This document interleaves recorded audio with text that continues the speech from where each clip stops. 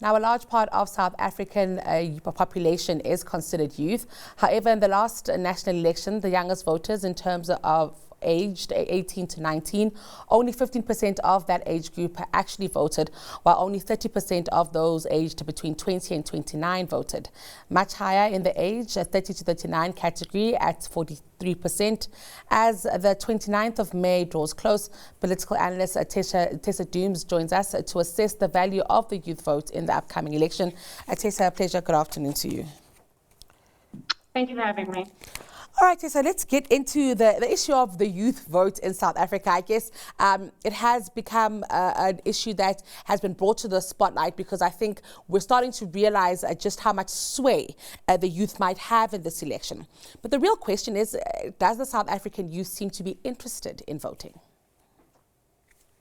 Well, I think that we have seen worrying trends of a decline over the years in voter registration, which, of course, is a big part of that is young people, 18 and 19-year-olds coming into the system, not registering to vote en masse. And then we've also seen just a decline in general voter participation. In the 2021 elections, we saw less than a third of people who were above the age of 18 actually show up to vote. And so young people are definitely not persuaded to vote at this point in mass, but there's a general voter discouragement and disillusionment that's happening in society that we need to pay attention to. But when 40 million of people in South Africa are below the age of 40, and 43% of registered voters in this election are between the ages of 18 and 35, there's definitely something on the table for young people. You used the words discouragement and disillusionment, and you didn't use the word apathy. And I'm wondering if that is intentional, Tessa, because, Anthony, apathy seems to think that people don't care as much as it might be that people don't believe that a difference can be made by voting. Yeah, apathy does assume that young people particularly don't care about the outcome of an election. Having spoken to many young people, thousands over the last 2 or 3 years, the sentiment is that the vote doesn't work for us. It doesn't seem to yield results that actually change our lives, or our parents' and our grandparents' lives for that matter. I always tell the story of a young man in Malawi who said to us that young people are not voting because we get the vote, but they get the democracy. And it has become a more common sentiment that the democratic processes that we go through benefit a small group of people in the country, benefit an elite, benefit the politicians more than they do the voters. And so there's the sense, not disillusionment just in one political party or two political parties, but a disillusionment that the system in its entirety does not work for the people who show up to vote.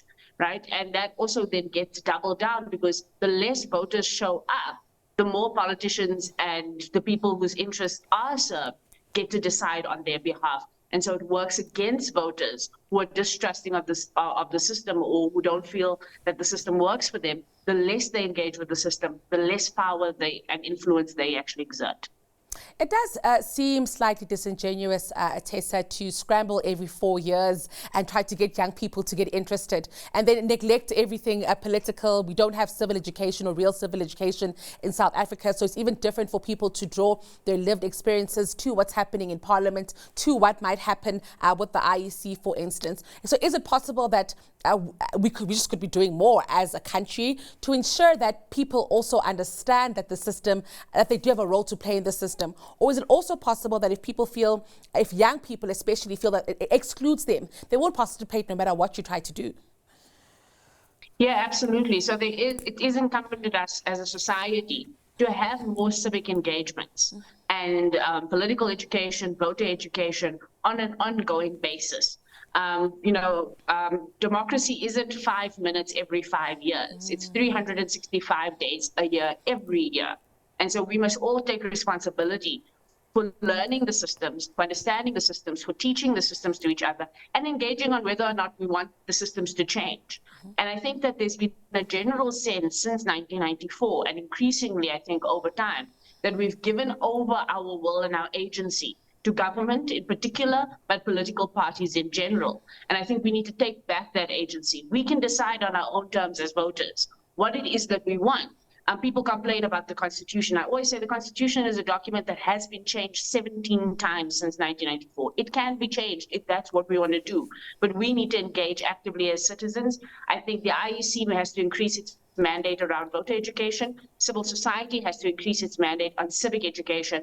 Government needs to play a bigger role in terms of civic and voter education, not only for young people, but in general, particularly in this election where we're going to see many changes to the electoral process. We're going to have 3 ballots. We're going to have independent candidates.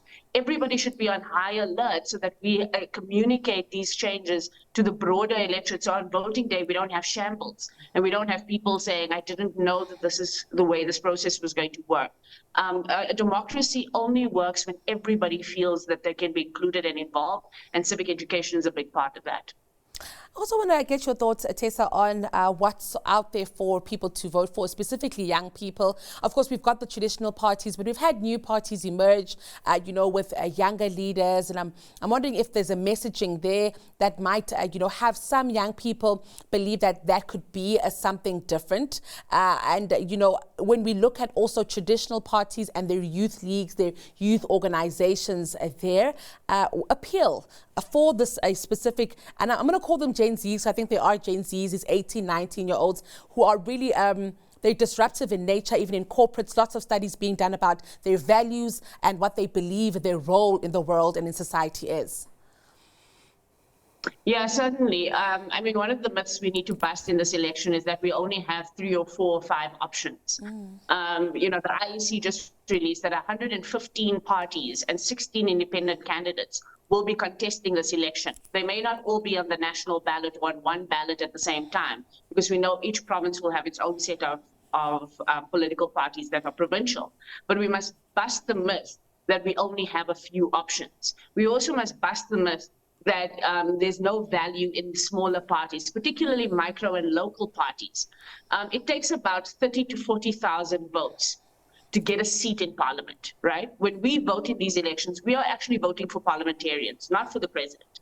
And so every parliamentarian that goes in can go in with a mandate to start, engaging on particular laws, to put bills into parliament, to get certain things onto the agenda, but also to hold the government of the day accountable. And the more we have access to those parties, and that's why I think micro parties and small parties have started to come up, because people don't feel like they have access to MPs, they have access to members of parliament, they have access to people in provincial legislatures. The big parties and the party list system that we have right now is a closed system. And so we don't get to know who those people are. We don't get to ask questions about them. We see the lists, but that's as much as it is. It's just a list of names. And I would say in this election, I would put it at the shoulders even of the media. Let's interrogate all political parties for why they are contesting, who they represent, and who the people are they're going to be sending into parliament and what the quality of those people are. And also give the electorate the real sense that there are real options on the table that are much broader than the ones that are going to get the most airtime. I'm also ask you, Tessa, as we head, there's 2 months left here. Of course, we've got those who've registered to vote and then we've got those who'll turn up. And that's is there a big, difference in these numbers, especially with young people? Is it possible that young people can wake up and be like, actually, never mind, the conversion of a person from being somebody who's not registered to registered and then to actually show up at the polls? Yeah, the ISD, I think was in relation to one of the universities, did a study after 2021. Because in 2021, we had 40 million people who were over the age of 18, 26 million registered, but only 12 million showed up. And so the IEC looked into that, and there were 2 main categories. And the biggest category was actually accessibility, and whether people felt that they understood where they needed to go, when they needed to go, and how they needed to go. That's, again, bringing us back to the voter education work. And it's incumbent on political parties to do this work. And political parties will tell you, we're going to focus on the people we know will definitely vote for us. In the cases of many of the big political parties that have the resources, they're not looking at young people for that vote because they don't connect with young people very often. And so they're going to focus on the voters and making it accessible for the voters they know are going to vote for them. It's incumbent again on us civil society, the rest of society, to make sure we help each other show up. Make sure we make it easy for people to get to voting stations. Let's create lift clubs. Let's encourage people on the day. Let's make sure that if people are working, because now we know that people work on voting day, that they get the time off that they need to go and vote. We need a society-wide spread around voter-to-voter encouragement, engagement on who to vote for, why we're voting, and showing up on the day. And for young people in particular, it's important to know that voting is a group exercise, right? It's not an individual endeavor. Your vote affects me and my vote affects you. But the only votes that matter are the people who show up on the day. There's a myth that says if you register and you don't vote, your vote goes to the largest party or something like that. That's not true. The only votes that matter are the votes that are cast on the day. And it works in the favor of political parties if those of us who are not involved in politics on a day-to-day basis don't show up, because then they can just show up for themselves. And so really young people, with 43% of registered voters under the age of 35 could actually change this election. That's 14 million people. The ANC only got 10 million in the last election. So all parties should be looking at young people as a possible voting base that can change this country. Well, Tessa, it's been a pleasure hearing from you. I think certainly making a very solid case for us there, and even making a call for the media. Thank you so much for your time. It's been a pleasure. That was a political analyst, Tessa Dooms.